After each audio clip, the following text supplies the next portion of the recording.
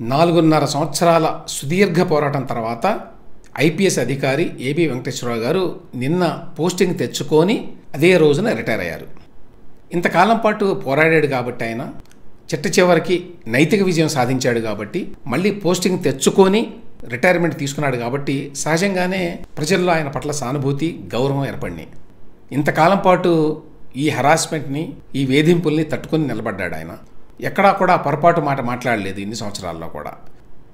అయితే నిన్న జరిగేటువంటి డెవలప్మెంట్స్లో 2 విషయాలు మాట్లాడుకోవాలి. నిన్న ఆయనతో పాటు మరొక ఐఏఎస్ అధికారి రిటైర్ అయ్యారు. ఆయన పేరు ధనుంజయ రెడ్డి. ఈ ధనుంజయ రెడ్డి గారు ముఖ్యమంత్రి జగన్మోహన్ రెడ్డి గారి కార్యదర్శి. ఆయన ఆఫీస్లోనే ఉంటారు, సీఎంస్ ఆఫీస్లో ఉంటారు.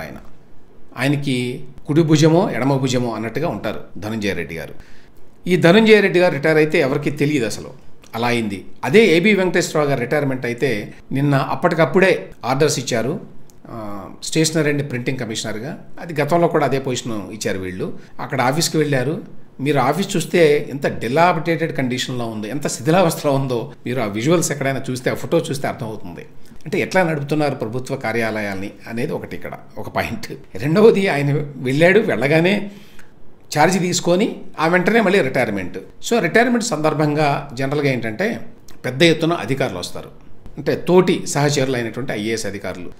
మరి జగన్మోహన్ రెడ్డి గారికి భయపడి ఆయన ప్రభుత్వం టార్గెట్ చేసింది కాబట్టి ఏబి వెంకటేశ్వరరావు గారిని రావడానికి భయపడ్డారు. నిజం చెప్పాలి అంటే గత 4.5 సంవత్సరాల్లో ఐఏఎస్ వాళ్ళ సంగతి పక్కన పెట్టండి, ఐపీఎస్ వాళ్ళు కూడా ఎవరైతే ఏబి వెంకటేశ్వరరావు గారి కొలీగ్స్ ఉంటారో, ఆయన డీజీపీ స్థాయి అధికారి అంటే సహజంగా ఆయన కిందనే పనిచేసిన వాళ్ళందరూ, ఇంక్లూడింగ్ సిఐడి చీఫ్గా పనిచేసినటువంటి సునీల్ కుమార్ గారు, ఇట్లాంటి వాళ్ళంతా వెంకటేశ్వరరావు గారి దగ్గరే పనిచేశారు.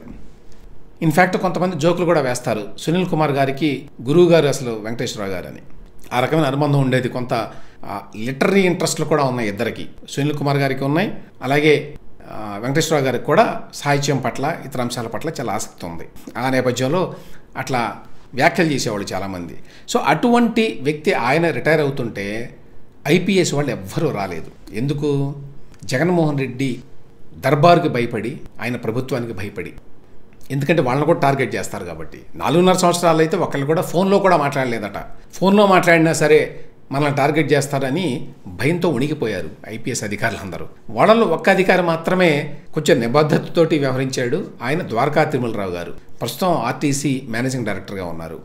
ఆయన నిన్న కూడా వెళ్ళి, ఎందుకంటే ఆయన బ్యాచ్మేట్, ఇద్దరు 1989 ఐపీఎస్ బ్యాచ్, ఏబి వెంకటేశ్వరరావు గారు, ద్వారకా తిరుమలరావు గారు. గతంలోనే చెప్పాను, యాక్చువల్గా డీజీపీ పదవి రావాల్సిన వ్యక్తుల్లో ద్వారకా తిరుమలరావు గారు ఒకరు, సీనియర్లు.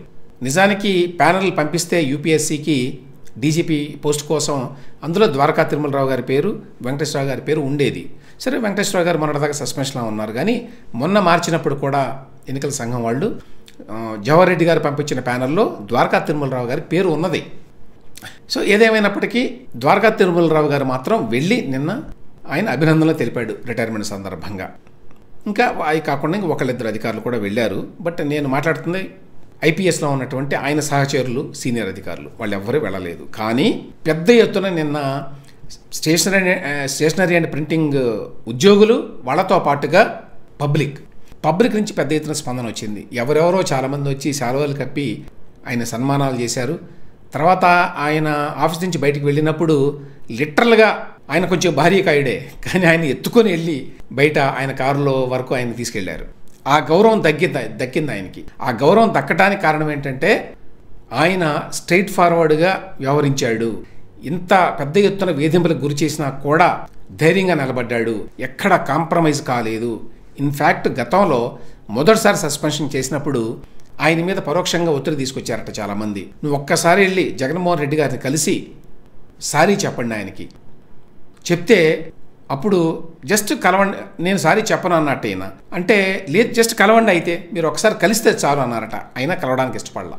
అధికారికంగా కలవాల్సి ఉంటే కలుస్తాను, కానీ నా అంతటి నేనుగా వెళ్ళి కలవను అని చెప్పాడు. సో ఆ రకంగా అన్నిటికీ నిలబడి ఈ ఇబ్బందుల్ని, ఈ వేధింపుల్ని 4.5 సంవత్సరాల పాటు భరించాడు తన జీవితంలో, తన కెరియర్లో కీలకమైనటువంటి దశలో. అందువల్ల ప్రజల్లో ఆ గౌరవం వచ్చింది. తర్వాత ఈ జరిగిన వ్యవహారం అంతా కూడా, ఈ తమాషా అంతా కూడా చాలా అన్యాయంగా జరిగింది అనేటువంటి అభిప్రాయం కూడా అందరికి కలిగింది ఈ పరిణామాలన్నీ చూస్తే. చిన్న సాకు పెట్టి ఒక చిన్న వంకతోటి ఏ విధంగా వేధించవచ్చు ఒక సీనియర్ ఎంప్లాయీని గవర్నమెంట్లో అనే విషయం కూడా ప్రజలకు తెలిసింది.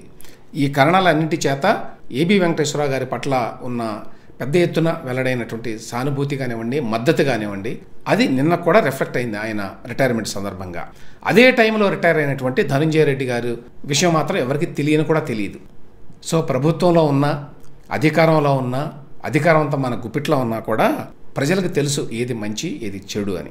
అదొక పాయింట్. రెండో పాయింట్ ఏంటంటే ఈ ధనంజయ రెడ్డి గారిది నేపథ్యం కూడా ఒకసారి చెప్పాలి ఇక్కడ.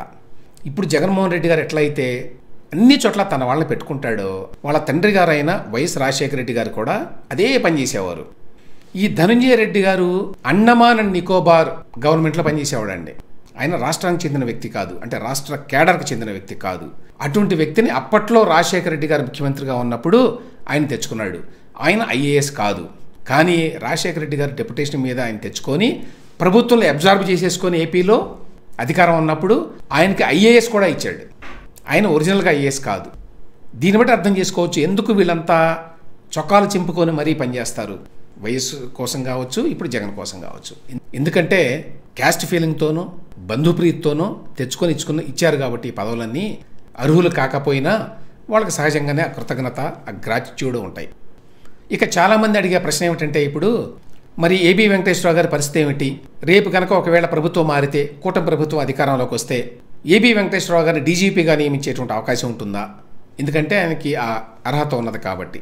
కానీ నాకు తెలిసినంత మేరకు ఒకసారి రిటైర్ అయిపోయిన తర్వాత, సర్వీస్లో బ్రేక్ వచ్చిన తర్వాత మళ్ళీ డీజీపీగా క్యాడర్ పోస్ట్ని ఇవ్వడానికి వీల్లేదు, అవకాశం ఉండదు. అందులోనూ అపాయింటింగ్ అథారిటీ స్టేట్ గవర్నమెంట్ కాదు, ఐపీఎస్ ఐఏఎస్ అధికారుల అపాయింటింగ్ అథారిటీ కేంద్రం. కానీ కొంతమంది చెప్పేది ఏమిటంటే కేంద్రం కనుక తలుచుకుంటే ఎక్స్ట్రాడినరీ సర్కమ్స్టాన్సెస్లో కేంద్రం నియమించవచ్చు డీజీపీగా అని చెప్తున్నారు. సో ఆ రకమైన పరిస్థితులు, పరిణామాలు ఏమైనా జరుగుతాయా లేదో తెలీదు. అది అత్యంత అరుదు అట్లా జరగడం. కానీ మామూలు పరిస్థితుల్లో అయితే, సాధారణ పరిస్థితుల్లో మాత్రం మళ్ళీ డీజీపీగా మాత్రం నియామకం కావడం కష్టం ఏబి వెంకటేశ్వరరావు గారు ఇప్పుడున్న నిబంధనల మేరకు, పరిమితుల మేరకు. అయితే ఒకవేళ ప్రభుత్వం మారితే, కూటమి ప్రభుత్వం వస్తే ఖచ్చితంగా చంద్రబాబు నాయుడు గారు లేక తెలుగుదేశం పార్టీ ఆయనకి ఏదో ఒక పదవి ఇవ్వకుండా ఉండదు అనేది చాలామంది అభిప్రాయం. ఎందువల్లనంటే తెలుగుదేశం పార్టీ మీద కోపంతోనే జగన్మోహన్ రెడ్డి ఆయన్ని అన్ని ఇబ్బందులకు గురి చేశాడు. ఆ విషయం కూడా అందరికీ తెలుసు కాబట్టి తెలుగుదేశం పార్టీ కనుక అధికారంలోకి వస్తే ఖచ్చితంగా ఆయనకి ఏదో ఒక ముఖ్యమైన పదవి ఇస్తారు అనేది చాలామంది అభిప్రాయం. ఇంకా వారం రోజుల్లో ఏ విషయము తేలిపోతుంది.